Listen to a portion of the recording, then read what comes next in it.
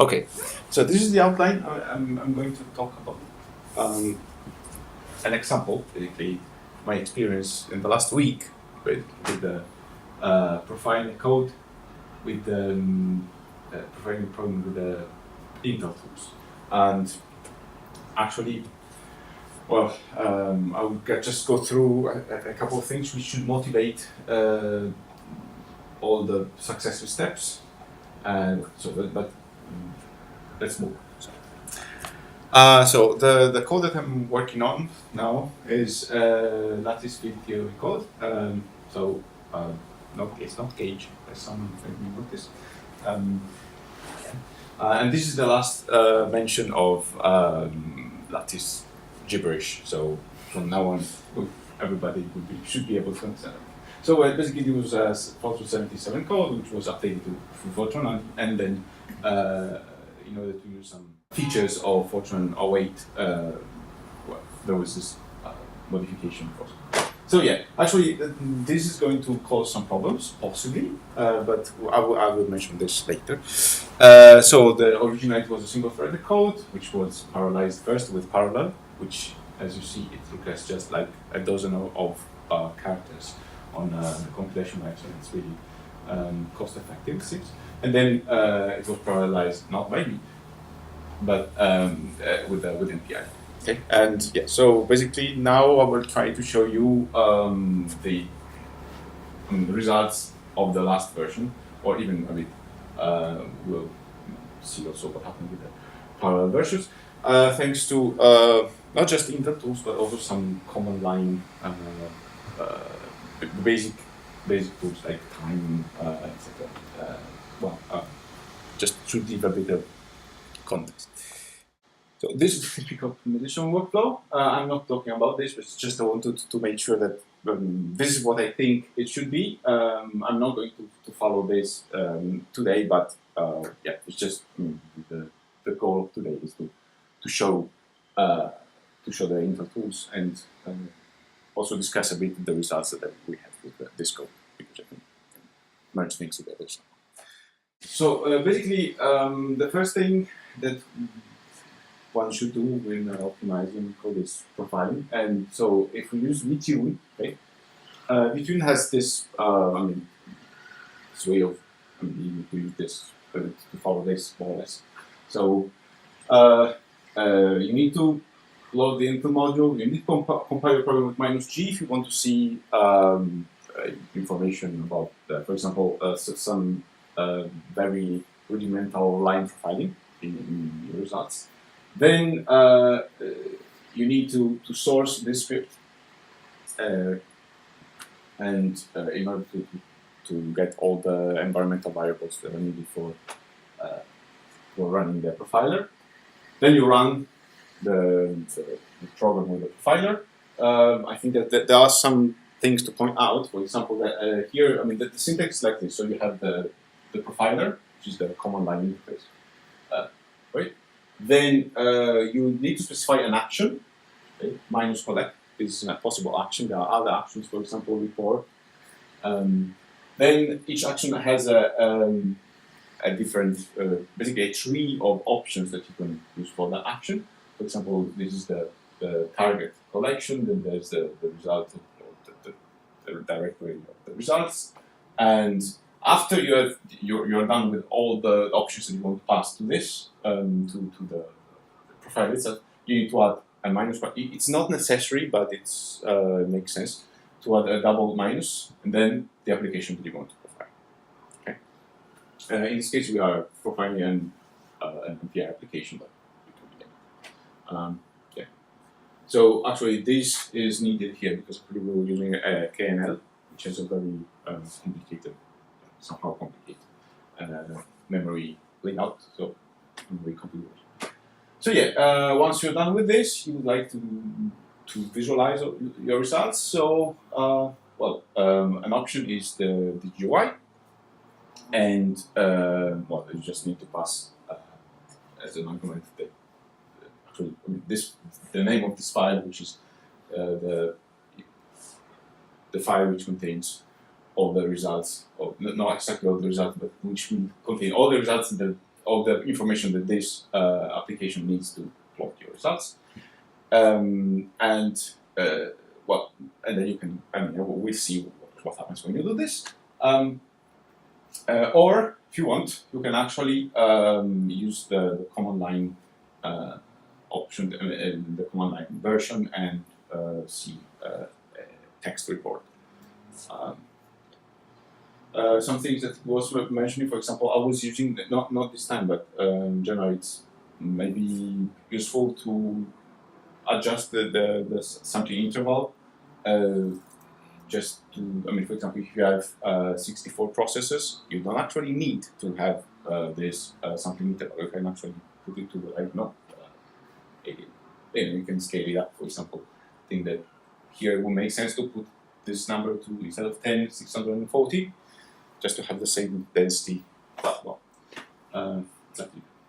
Anyway, each of these options have some knobs that you can use, in particular collect has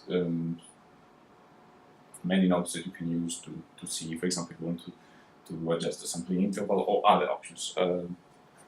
There's a very good documentation for that.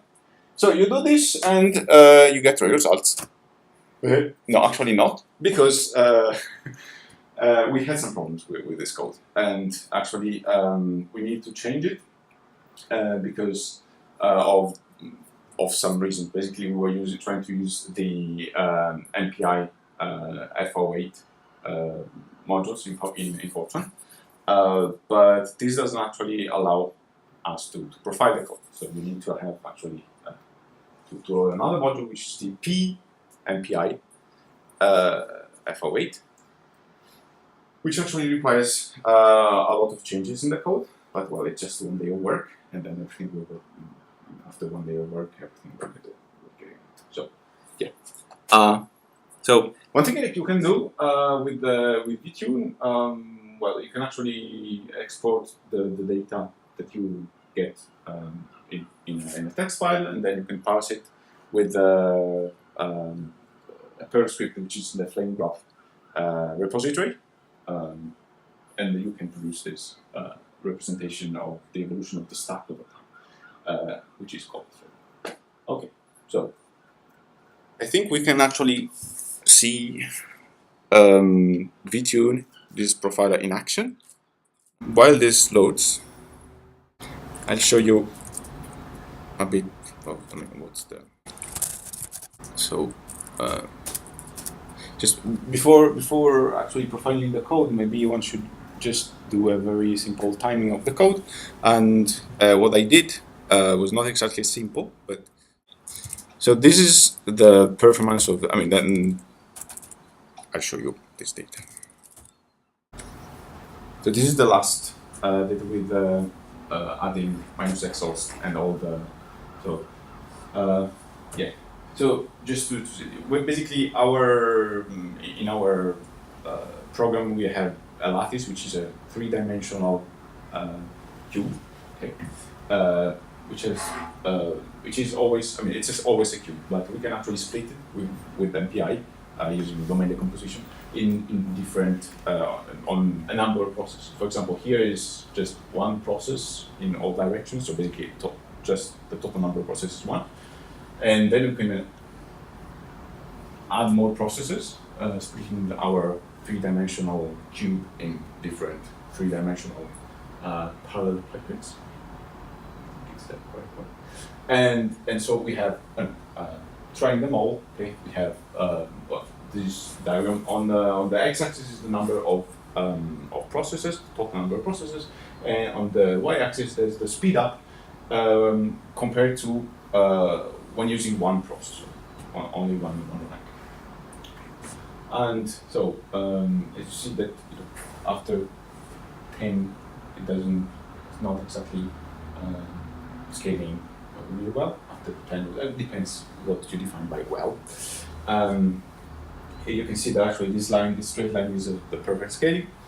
And I want also to point out that this is what you would obtain just without parallelizing the code with MPI, but just letting the compiler do the job of using OpenMP, I guess, to parallelize it. So basically, just using the minus parallel option to the compiler.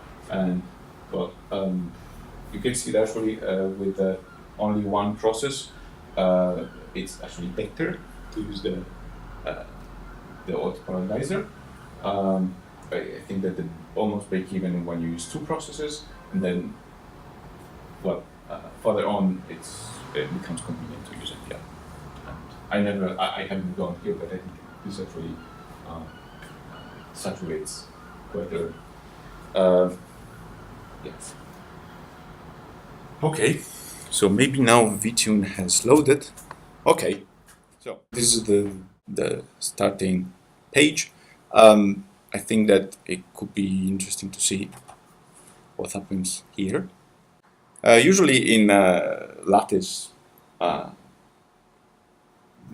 Field Theories, Lattice theories, with in some of them, it's expected that most of the computation is done. Most of the computation that is done is related to a thing which is called the Dirac operator, and we can actually try and see if that's the case here.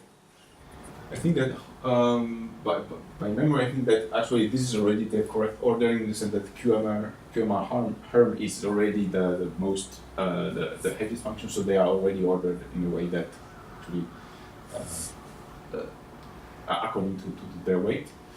So d slash and d slash d are actually the Dirac operator function, and yeah, and these are the QMR Harm and Conrad are just two solvers that basically use these functions. Anyway, I can try to go on with the talk. So live demo was the demo. Sorry. Okay. So actually, well, this as we somehow. I can actually tell you because I remember more or less the details. So in total, it was like 500 seconds of execution, taking all because basically it was executing for like 76 seconds. Yeah. So and then it was 8 processes. So it was like I think it was like 500 and something like 500 seconds. And I remember that more or less 130 of these were in QMR, blah, blah, blah. Okay. Another 100 were in Conrad, etc. And then there were some other, more or less the same in d slash and d slash d. So the fact is that it's possible to see in the profiler that actually most of the use of these functions is actually inside these two. Okay, so what we decided to do was to actually create some very simple programs that would just call these two functions. Okay, just to clarify, these times these measurements, okay, refer to the time which is spent in these functions, okay, in the body of these functions, excluding the child, the children, so the function call inside. So yeah, this is again 100 more or less, and this 100.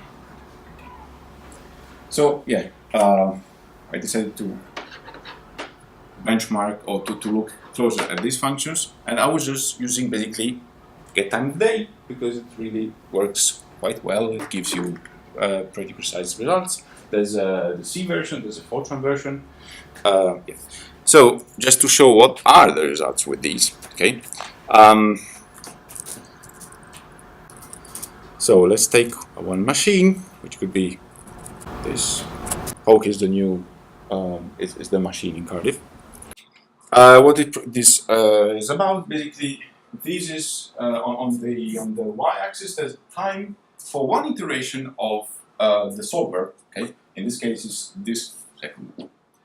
Okay, and on the x-axis there's the size of the local lattice. So basically, it's the portion, the size of the portion of the lattice which is managed by one process. Okay, and I mean, it's pretty uninteresting in that sense because, of course, when you have very large sub lattices, one where basically we are not trying to scale.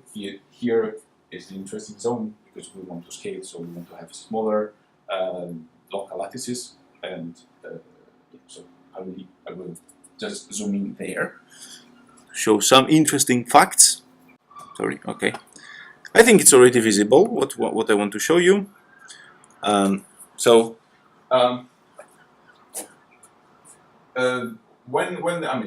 this points to the same x, it means that basically the local lattice is the same. So every process is managing the same amount of data. Okay. What is the difference between these points then? It's basically how many processes are in the gang of, how many processes in total we are using. For example, here in this case, we are managing 6 to the cube sublattice, okay, and there's only one process, okay, 1 to the third. Here, the same, but we actually have 8 processes, okay. So this is different. So each iteration of the solver here, instead of taking this amount of time, takes like 50% more, something like this, more or less. Yeah. And this becomes even more visible in relative terms when the lattice, the local lattice becomes smaller. So, well, these should hint the fact that basically we have a problem with communications. Okay, because the amount of computation done on each process, by each process, shouldn't vary between these points. Okay, so it should be only communication. Does it sound feasible?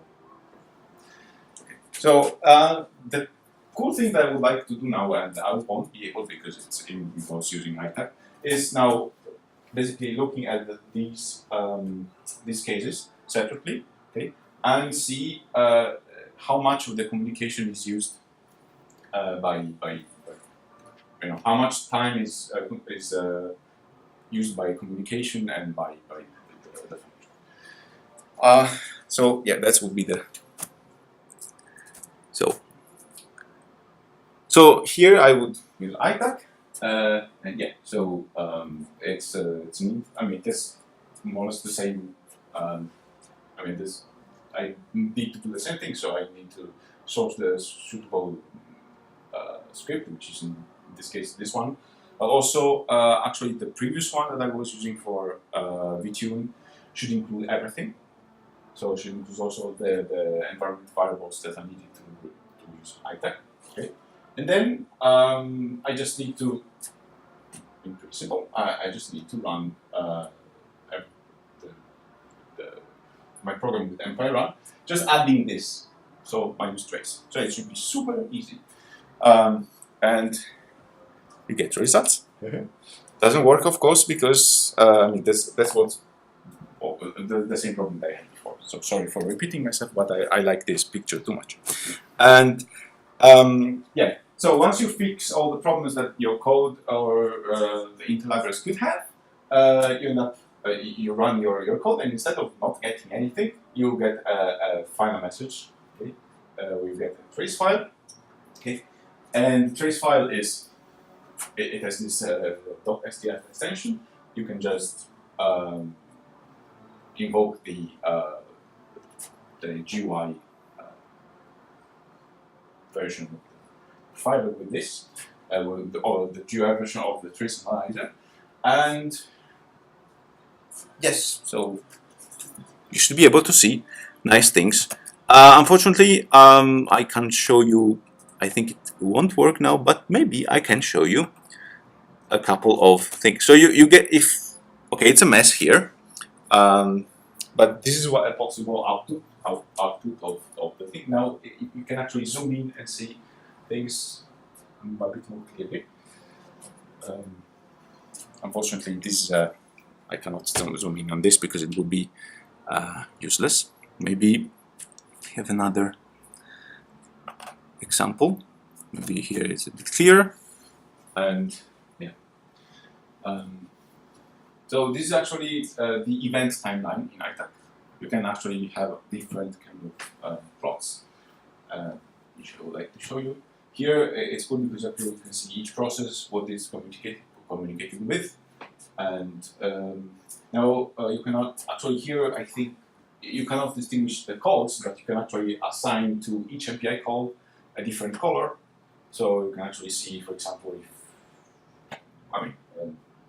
you can see things, because actually if everything is the correct way, you don't see anything. Okay.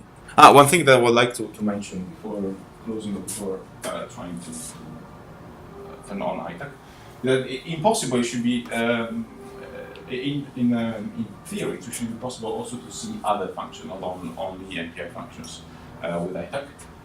I try to do that. It's possible to do this just compiling with using the minus decollect option, or even you can actually add filters, so you can actually specify a file which contains a list of functions with yes or no, and this function will be actually traced or not traced according to your choice. But I couldn't make it work, so I think so. We are done.